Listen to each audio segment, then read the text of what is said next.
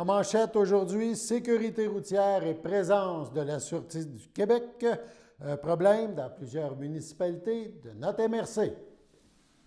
Bonjour à tous et bienvenue à votre bulletin d'information sur les ondes de CTRB, votre télévision locale et régionale. Aujourd'hui, le 4 mai. On va vous parler, évidemment, en début de bulletin, de la sécurité routière et de la présence de la Sûreté du Québec sur nos routes dans la MRC de Dautrey. On en parle dans beaucoup de municipalités, ça revient année après année et c'est un dossier qui semble difficile à résoudre. Donc, hier soir avait lieu le conseil municipal. Dans un premier temps, hier soir avait lieu le conseil municipal de Saint-Ignace de Loyola. Le premier conseil, après le vote des élus contre le vote majoritaire, contre le règlement d'emprunt pour la construction de la salle communautaire. Des interventions des citoyens qui étaient profondément déçus de la tournure des événements ont questionné les élus. À savoir, on a mentionné, que les élus ont affirmé qu'ils voulaient laisser le choix d'aller de l'avant ou non avec le projet aux citoyens, aux résidents, aux payeurs de taxes. On a mentionné, vous avez enlevé le droit fondamental qui nous permet de nous exprimer pour ou contre. Donc, on a entendu ça durant la soirée.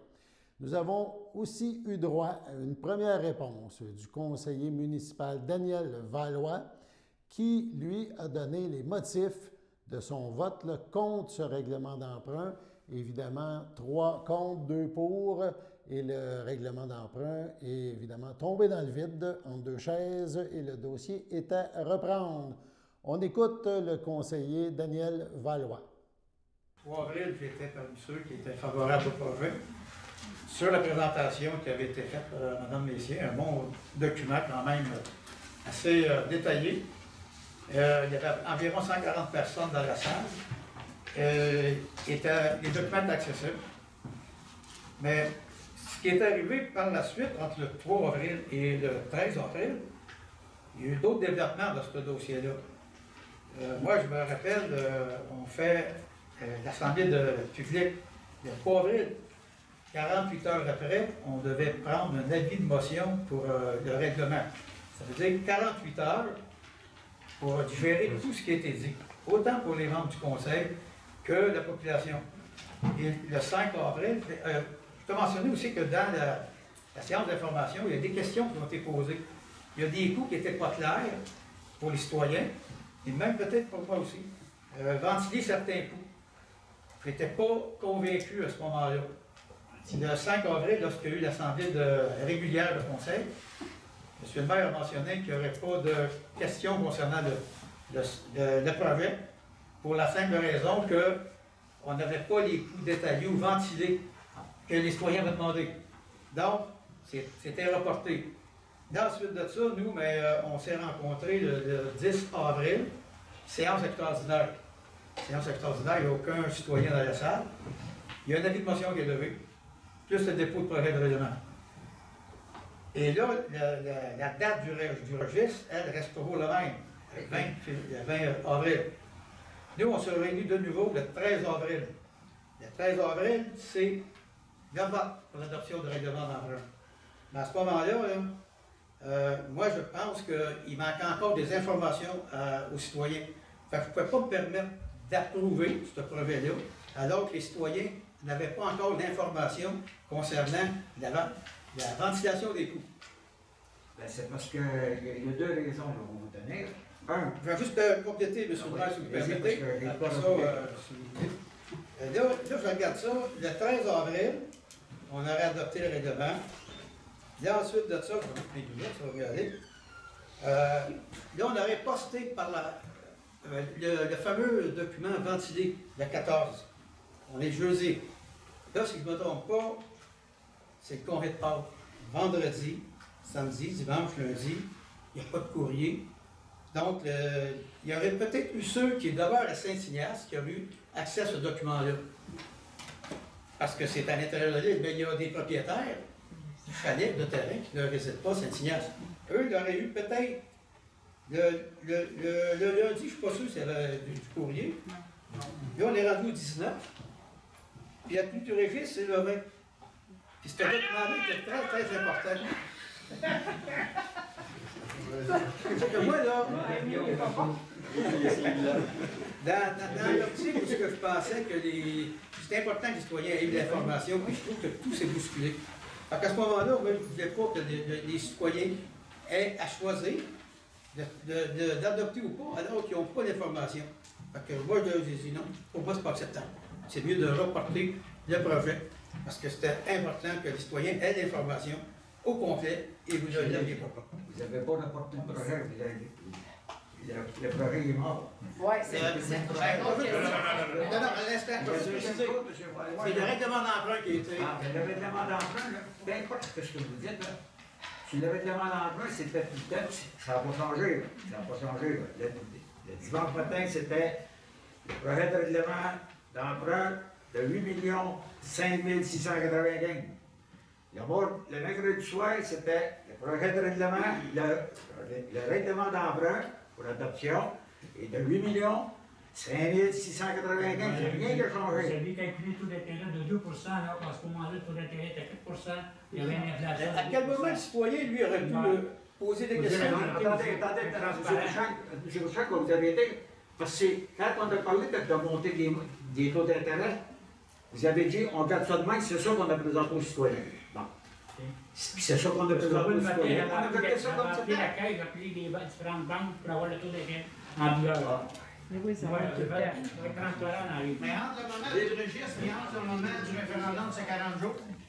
OK, il y a eu 40 jours pour s'informer. Oui, exact.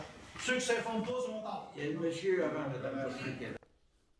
Bref, ce dossier restera sûrement en discussion à Saint-Ignace, un dossier chaud, et ça sera sûrement pour plusieurs semaines, plusieurs mois encore, le dossier du centre communautaire et de l'église de la municipalité.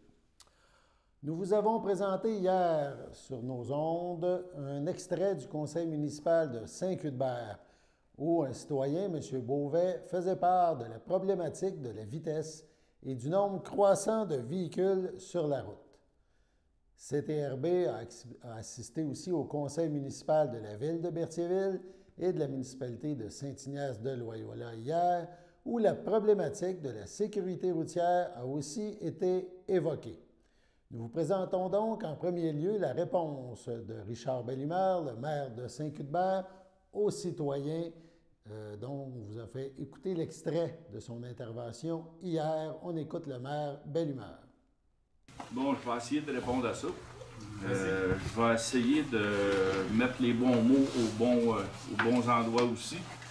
Et d'un, premièrement, je vous félicite. Une action citoyenne, c'est tout le temps bienvenu. Nous autres, on est en accord avec ça. On verra où ça va venir. Deuxième chose, oui, vous venez aujourd'hui. Vous êtes venus au dernier conseil. 2 fois, il y en a qui sont venus poser des questions au conseil. Puis, je ne sais pas si vous vous souvenez, à notre première assemblée du nouveau conseil, la vitesse, c'était en haut de la liste pour nous autres. C'est encore en haut de la liste pour nous autres. Et de un, j'aimerais que vous nous laissiez le temps. Ça fait pas 5 mois qu'on est là. On veut s'en occuper. On va s'en occuper aussi. Action immédiate qu'on a entrepris. On a des panneaux de traverse piétonnière qui ont été commandés. Ils vont arriver sous peu. Il va y avoir un trottoir de peinture piétonnier qui va être fait, entre autres chez vous. Mais tout commerce qui travaille qui traverse la rue, ça va être fait aussi sur demande. Il y a les panneaux les radars de vitesse qui vont être installés sous peu dans 5 points dans la municipalité. Oui, la vitesse, on l'a dit qu'on s'en occupait depuis le jour 1. On le sait qu'à Saint-Cuthbert, ça roule. On a des panneaux, autant du côté de sécurité agricole, on a des panneaux de commandés à la MTQ là-dessus, qui vont être diffusés dans 3 endroits dans la municipalité. 4 panneaux. On est allé faire des panneaux incitatifs pour la vitesse. On a déjà commencé avec notre panneau lumineux de demander de réduire la vitesse dans la municipalité. Fait que, oui, on s'en occupe. Le côté immédiatement à 50 km/h, ça ne sera pas tout de suite qu'il va baisser à 50 km/h. Je ne suis pas en train de vous dire que ça ne baissera pas la vitesse. C'est que, oui, on a notre parrain, M. Dionne. Oui, ils sont là-dessus. Puis vous avez dit quelques mois, mais nous autres, on nous a dit qu'en mai, on aurait un résultat parce qu'il y a un comité qui se penche là-dessus pour la stratégie de la vitesse dans toute la municipalité, pas juste Laurent-Saint-André. Fait que c'est là-dessus qu'on est aussi. Je vais regarder si j'oublie quelque chose. Il y a dans le feuille bleu aussi, on va inciter les gens. Oui, on va inciter de toutes les façons possibles. Autant des feuillets bleus, L'enseigne numérique. l'enseigne numérique aussi, c'est ça. Attendez, je veux juste regarder si j'oublie quelque chose. On va talonner aussi la Sûreté du Québec. Ah oui, là, c'est pour ça qu'il faut une stratégie de la SQ, parce que, oui, on attend des résultats, une stratégie de la Sûreté du Québec. Parce qu'on met comme ça à 50 km/h. On mettra ça à 20 km/h. Celui qui roule à 100, il va rouler à 100. C'est ça qu'on a notre problème à Saint-Hubert. J'ai une objection par rapport à ça, c'est que si vous êtes à la vitesse à 50, vous donnez du pouvoir aux policiers. Oui, bien les policiers, ils ne donnent pas de tickets. Il y a 12 policiers pour toute la région de Berthier, le pôle Berthier, Saint-Barthélemy, Sainte-Élisabeth, Saint-Hubert, Berthier, Berthierville. Ils ont 12 policiers sur 3 quarts de travail sur 2 semaines de chiffre. Fait qu'ils sont ici pour de la surveillance. M. Dionne est venu plus souvent la semaine passée pour faire du repérage dans le territoire. Moi, j'ai confiance en lui, là. Il veut. C'est un gars, c'est une personne qui est native de Saint-Hubert. Il est content de travailler à Saint-Hubert, puis il veut faire de quoi pour Saint-Hubert. Moi, j'attends beaucoup de cette personne-là, mais il ne peut pas se séparer en 4. Ils sont 12 policiers en tout. Il y a le haut de Saint-Hubert, le haut c'est Saint-Edmond, mettons, puis Saint-Barthélemy, là, c'est couvert par Saint-Gabriel. Ils sont 8 policiers pour 3 quarts de travail. Fait que même si on mettra ça à 50, à 30, à 60, ils n'en donnent pas de ticket. J'ai reçu les dernières statistiques des 6 derniers mois, 2 trimestres de 3 mois. Partout, ils donnent des tickets, sauf à Saint-Hubert. On a soulevé la question, notre parrain était bien surpris de ça, mais les faits sont là. Fait que, on en veut des tickets à Saint-Hubert. On veut une présence policière, on veut du radar à Saint-Hubert, puis on insiste là-dessus. Puis le parrain, je l'appelle notre parrain, le parrain de la SQ, M. Dionne, il est au fait, puis oui, il veut répondre à la demande. Mais dans ses moyens, parce que, je me répète, mais ils sont 12. Je ne m'attends pas à des miracles. Là. Même qu'on mettrait un policier là, qui va venir, je dis, va-t'en sur York, là, il va faire du radar. Bien, on s'entend que faire du radar, c'est pas dans les priorités. S'il y a quelque chose de grave qui se passe à quelque part, bien, c'est sûr qu'ils partent. C'est sûr et certain. Les fois qu'ils sont ici, là, ils sont installés dans des stops à date, là, parce qu'ils ne font pas de radar de vitesse. Mais il y en a plusieurs rapports parce qu'ils n'ont pas de temps. Après la pause, nous reviendrons sur le même sujet, cette fois pour Berthierville et Saint-Ignace. Allons à la pause. Le samedi matin, dès 9h30, nos téléspectateurs sont invités au Super Bingo télévisé diffusé de nos studios de Berthierville. Depuis maintenant une vingtaine d'années, plusieurs adeptes de la télévision régionale se sont partagés un montant de 600 $ disponible chaque semaine lors de cette joute de bingo télévisé. Un animateur et 3 bénévoles se succèdent à la caméra dans le but de vous faire passer une petite heure agréable et payante le samedi matin. On peut se procurer les cartes de jeu chez les dépositaires autorisés participants, c'est-à-dire à Berthierville, le dépanneur Formule 1 rue Gilles Villeneuve, le marché IGA Extra sur la rue Gabrielle Brissette, le marché Métro rue Notre-Dame, la pharmacie Proxime rue Frontenac, le garage Pétroté sur la rue Gilles Villeneuve, et à Saint-Ignace-de-Loyola, le marché Aldo rang Saint-Michel, le dépanneur Le Magasin Esso sur le chemin de la Traverse, C'est un rendez-vous tous les samedis matins à 9h30 sur les ondes de CTRB, votre télévision régionale et communautaire.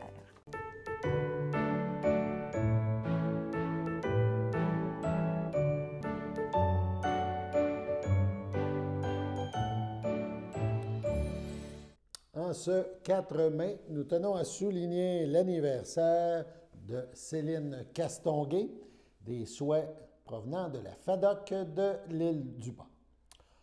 On écoute maintenant un extrait du conseil municipal de la ville de Berthierville, un extrait qui nous parle de la rue de Bienville. On sait que c'est l'artère qui s'en va vers les îles et le traversier. On se rappelle que pour au moins 3 ans, les 3 prochaines années, il y a réfection du tunnel Louis-Hippolyte Lafontaine à Montréal et ces réfections importantes ont pour effet, c'est déjà commencé, d'augmenter de façon considérable l'achalandage sur la rue de Bienville à Berthierville et le chemin de la Traverse. On écoute et on regarde un extrait en provenance de Berthierville. Au niveau que le pont tunnel est fermé, donc là, sur la rue de Bienville. Oui, merci, de Bienville. Il y a beaucoup de trafic. Oui. Et le fameux stop à Montcalm, les gens ne le font pas. Ouais. On se dit les affaires. Donc, nous, quand on sort de Chenard, puis moi, je trouve, qu'est-ce que je trouve? Chenard, Lévis aussi. Oui. Ce matin, je discutais avec un monsieur, puis il m'a dit « Je peux pas sortir par Lévis. Faut que j'aille chercher mon calme, ou puis que je revienne à partir de mon calme sur le stop. » C'est un peu mieux. Ouais. Mais où je veux en venir, c'est que, pour mettre une lumière, on s'entend que non, là, mais des fois, une couple de police, ça aide. Ouais. Ils sont très sollicités ailleurs, puis il y avait des gens qui en avaient parlé pour d'autres rues, là. Mais il y a beaucoup d'enfants. Les enfants traversent. Ben, je vous dirais. Moi, j'ai pas d'enfants, mais quand je traverse avec mes chiens, je trouve ça dangereux. Là, parce qu'ils ne te laissent pas passer, là, en plus. Ou avoir comme en Ontario, les fameux traverses jaunes, qu'est-ce que tu. Si tu n'arrêtes pas d'un amende, mais non, moi, je vais traverser. Ben, vous savez que pendant la campagne électorale, puis même on en a parlé dans les orientations au comité de travail, le premier comité de travail, on a parlé beaucoup de sécurité parce que tout le monde s'est fait parler pendant la campagne de sécurité, Frontenac, Gilles Villeneuve. C'est une problématique. Évidemment, je ne veux pas me lancer dans une critique puis me partir en, disons, je ne veux pas que ça dégénère, mais effectivement, on demande, on fait des demandes auprès de la Sûreté du Québec, mais ils couvrent tout le territoire. C'est sûr qu'on va rencontrer M. Saint-Pierre, notre Benoît Saint-Pierre, c'est le policier, notre parrain. Il est très à l'écoute, mais eux aussi, ils sont effectifs souvent réduits. Nous, de notre côté, ben c'est le MTQ. Hein? Fait que nous, on ne peut pas mettre un stop là, on ne peut pas faire rien là-dessus, ça prend des autorisations. Ce qu'on peut faire, par contre, puis qu'on a commencé, on a déjà une rencontre la semaine prochaine avec les gens de la rue Frontenac pour voir qu'est-ce qu'on peut faire sur Frontenac, parce qu'en plus, on sait que cet été, avec ça, la fermeture du pont, tunnel, ben ça va être un raccourci. Là. Frontenac va être un raccourci, ce qui ne devrait jamais être, là. Ben oui. Donc, on est très, très, disons, conscient de ça. On a déjà fait de l'achat de panneaux aussi. Vous voyez peut-être que, je sais pas à quel point on peut agir là, sur de Bienville, parce que dans le fond, c'est une route nationale. Là. Donc, mais où est-ce qu'on peut le faire? C'est sûr qu'on va le faire. C'est certain. Puis, tu sais, on adresse aussi l'état des routes. Gilles Villeneuve, il y a beaucoup avec les camions, là, il y a beaucoup de roulières. Tu sais, même en tournant le coin chez Tessier, justement, là, moi, j'ai un utilitaire sport, puis je me suis fait brasser pas mal. Là. Je me suis dit, bon, qu'est-ce qui se passe? Mais c'est vrai. Puis, bon, c'est dangereux, les motos, les vélos. Mais effectivement, surtout les vies, là, je fais traverser mon enfant là pour aller jusqu'à Chenard parce qu'ils ne sont pas en plus alignés. Hein, il n'y a rien d'aligné. Oui, c'est ça. Mais écoutez, oui, on est conscient de ça. c'est dans le même secteur, là. Vous allez faire attention au citoyen. Le plus possible. Parfait. Le plus possible. On essaie d'amener des solutions. On fait de ce côté-là, c'est surtout de faire des pressions. C'est vraiment des pressions. C'est celui qui a le point, que l'élément le plus important, le plus peut-être dangereux pour la sûreté, c'est là qu'ils vont se déplacer pour. Puis souvent, ce qu'ils nous disent, ben, ouais, mais on est là, puis tout le monde fait. Ben oui, mais c'est sûr, quand vous êtes là, c'est sûr, quand vous êtes là, tout le monde fait son stop, là, mais. Par contre, ils sont efficaces. Moi, j'ai quelqu'un dans ma famille aujourd'hui qui a une contravention de 300 $ à Berthier. J'ai dit, ben là, demande-moi rien. Là. Ce fut également le cas à Saint-Ignace-de-Loyola en ce qui a trait à l'accès aux aires d'attente du traversier. On écoute un extrait de cette séance. Le pont Hippolyte est encore tout bout de champ fermé. Dimanche, là, je suis arrivé avec mon fils pour le conduire chez sa mère, puis je comprends pas le monde. Il y a 2 guichets ouverts, mais il faut que le monde prenne 2 voies. Ça veut dire que dans la voie que nous autres, on s'en va vers Laurent-Saint-Michel, il y avait des chars, le parc est là, à partir à peu près de la caisse. Trop sans dessin pour se rendre compte que un à fil de l'autre, puis ils vont passer dans un des 2 gates. Il va falloir, je pense, être très vigilant avec la SQ, parce que les dimanches, c'est pas drôle. L'année passée, là, j'étais à parqué à l'île du Pau, là. Il y en a qui se sont emmenés à pied. Je me suis assis avec pas mal de gens de la Sûreté du Québec, ils ont tout compté l'histoire.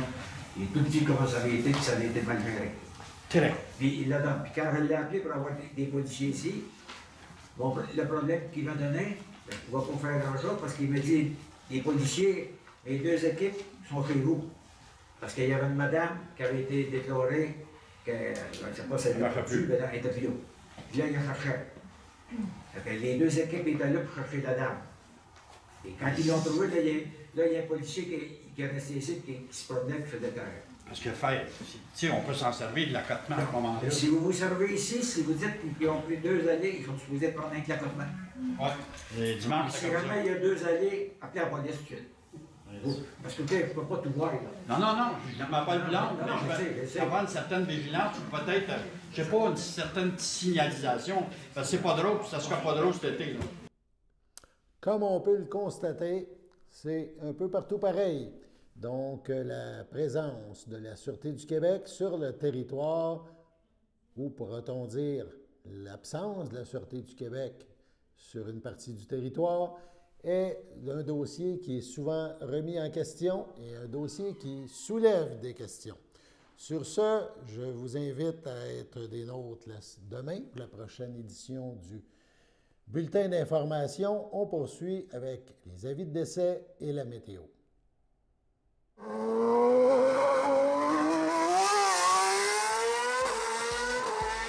Gilles Villeneuve, 40 ans déjà, jamais oublié. On vous attend dimanche le 8 mai, journée porte ouverte au musée Gilles Villeneuve. Salut Gilles!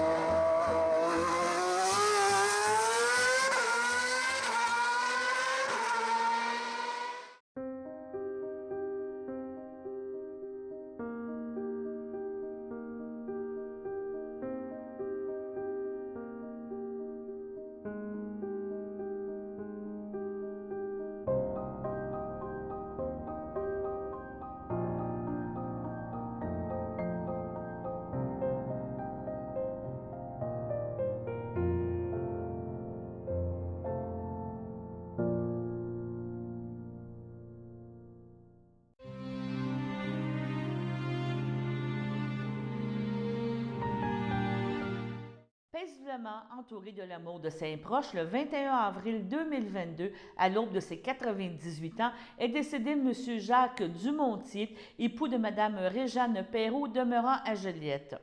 Il laisse dans le deuil, outre son épouse, ses enfants, Mario Dumontier et Carole Arsenault, André Dumontier, Gilles Sylvestre, ses petits-enfants, Gabriel, Pamela, Guillaume et Maude, ses arrière-petits-enfants, Benjamin, Rosalie, Liana, Ophélie, ses frères, beaux-frères et belles-sœurs, Claude Dumontier, Feu Lise Lavallée, Georges Dumontier, Rita Bourgeot, Georgette Perrault, Mario Perrault, André Perrault, Lucie Rabouin, ainsi que plusieurs neveux, nièces, autres parents et amis. La famille vous accueillera le jeudi 5 mai 2022 de 19h à 21h et le vendredi 6 mai 2022 de 9h30 à 11h au complexe funéraire Efterio sur la rue Notre-Dame à Berthierville. Les funérailles auront lieu le jour même au complexe de la Chapelle. Au CHSLD, le château de Berthierville, le 23 avril, à l'âge de 100 ans, est décédée Mme Marie-Jeanne Laforêt, époux de feu Octave Saint-Martin, demeurant à Berthierville et native de Saint-Ignace de Loyola.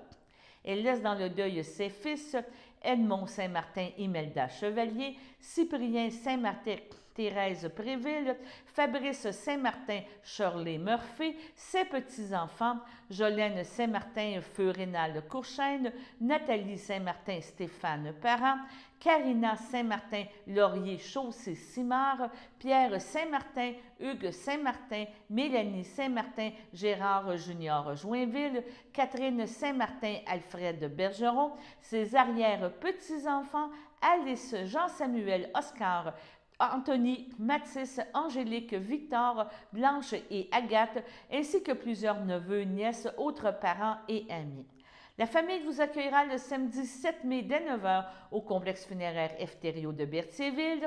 Une liturgie aura lieu le jour même à la chapelle du complexe à compter de 11h.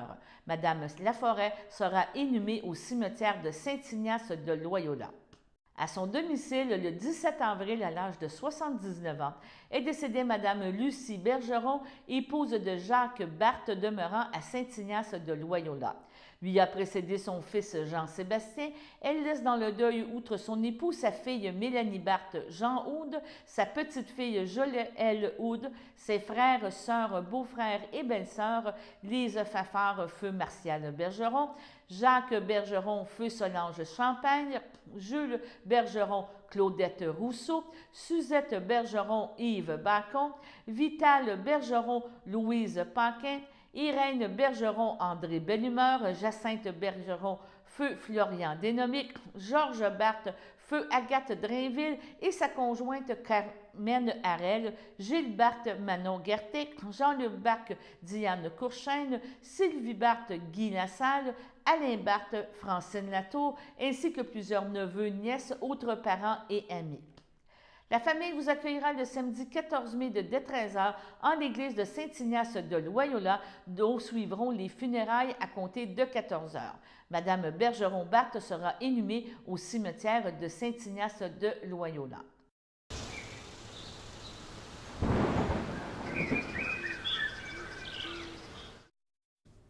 Bonsoir à tous.